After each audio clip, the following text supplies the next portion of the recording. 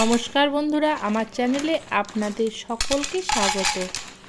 আজকে আমি আপনাদের সাথে পাস্তা রেসিপিটা শেয়ার করছি, হোয়াইট সস পাস্তা। তো ছোট বড় সকলেরই একটা প্রিয় খাবার, স্ন্যাক্স হিসাবেও ব্যবহার করা যায়। তো এটা কিভাবে বানাই সেটাই আজকে আপনাদের সাথে শেয়ার করছি। প্রথমেই এখানে আমি পাস্তাটা ভালো করে ধুয়ে তারপর একটা প্যানের মধ্যে দিয়েছি, আর তার মধ্যে জল দিয়ে দিলাম, সামান্য স্বাদ মতো লবণ আর একটু সাদা তেল, যাতে গায়ে লেগে না যায় সেই জন্য। তো এখন পাস্তাটা সিদ্ধ হতে দিলাম। সিদ্ধ হতে বেশ কিছুক্ষণ সময় লাগে পাস্তাটা। তারপর পাস্তাটা সিদ্ধ হয়ে গেলে জল ঝরিয়ে নিলাম, আর এদিকে একটা কড়াইতে একটু সামান্য সাদা তেল দিয়ে তার উপরে বাটারটা দিলাম। তারপর দিয়ে দিলাম রসুন কুচি, আর বাটারের সাথে রসুন কুচির ফ্লেভারটা খুবই সুন্দর লাগে।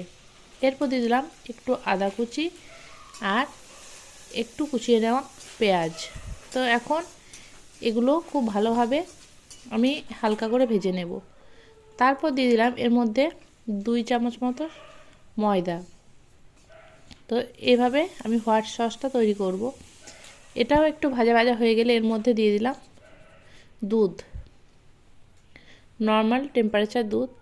তো দুধটা দেওয়ার পরে এভাবে হোয়াইট সসটা তৈরি হয়ে গেলে সিদ্ধ করে রাখা জল ঝরিয়ে নেওয়া পাস্তাটাকে এর মধ্যে দিয়ে দেব। তারপরও এখানে দিয়ে দেব স্বাদ মতো লবণ। লবণ আগে যেহেতু দেওয়া আছে তাই অল্প পরিমাণ লবণ, আর খুব সামান্য একটু মিষ্টির জন্য চিনি ব্যবহার করেছি। তো এটাকে খুব ভালোভাবে মিশিয়ে নেব।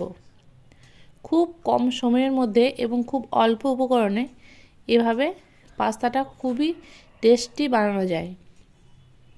তো এটা বেশ কিছুক্ষণ নাড়াচাড়া করে নেওয়ার পর এর মধ্যে দিয়ে দিলাম আমি চিজ।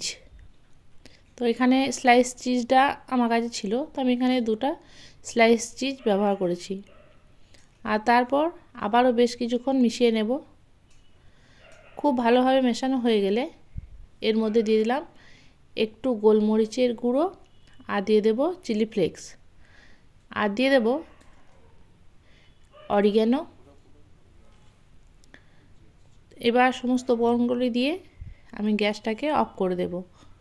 তো তৈরি হয়ে গেছে আজকে আমার হোয়াইট সস পাস্তা রেসিপি। কেমন হয়েছে অবশ্যই কমেন্ট করে জানাবেন। আর আমার ভিডিওগুলো যদি ভালো লাগে অবশ্যই আমার চ্যানেলটিকে লাইক, কমেন্ট, শেয়ার এবং সাবস্ক্রাইব করে দেবেন।